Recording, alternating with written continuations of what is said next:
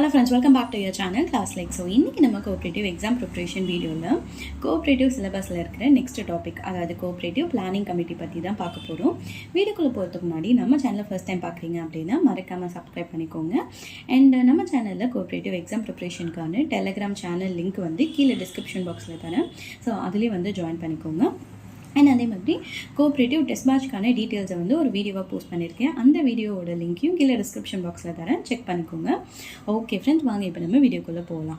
So cooperative planning committee. So இந்த cooperative planning committee எதுக்காக கொண்டு வந்தாங்க அப்படின்னு பார்த்தீங்கன்னா, கோஆபரேட்டிவ் டெவலப்மெண்ட், அதாவது கூட்டுறவு மேம்பாட்டிற்கான திட்டத்தை வகுப்பதற்காக, அதாவது டைவர்ஸ் பிளான், அந்த கோஆபரேட்டிவ் டெவலப்மெண்ட்டுக்கான ஒரு பிளான் கிரியேட் பண்ணுறதுக்காக கொண்டு வந்தது தான் இந்த கோஆபரேட்டிவ் பிளானிங் கமிட்டி.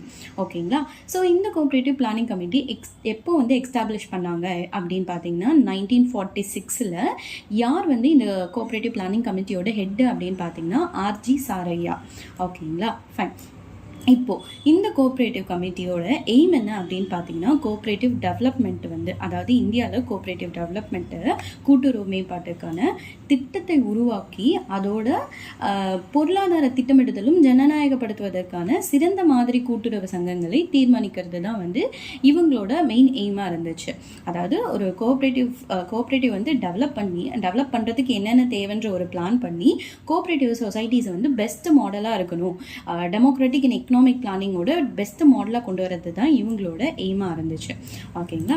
ஸோ இவங்களோட டார்கெட் என்னவா இருந்துச்சு அப்படின்னு பார்த்தீங்கன்னா, அதாவது 10 வருஷத்துக்குள்ள வில்லேஜஸில் வந்து 50%, ரூரல் பாப்புலேஷனில் வந்து 30% வந்து இந்த கோஆபரேட்டிவ் மூமெண்ட்டோட ஸ்கோப்பில் வந்து கொண்டு வரதா இருந்துச்சு. ஓகேங்களா? அதாவது 50% கிராமங்களிலும் 30% கிராமப்புற மக்களுக்கும் வந்து இந்த கூட்டுறவு இயக்கத்தின் எல்லைக்குள்ளே கொண்டு வரணும் அப்படின்றது தான், அதுவும் 10 வருஷத்துக்குள்ளே கொண்டு வரணும் அப்படின்றது தான் வந்து இவங்களோட டார்கெட்டாக இருந்துச்சு.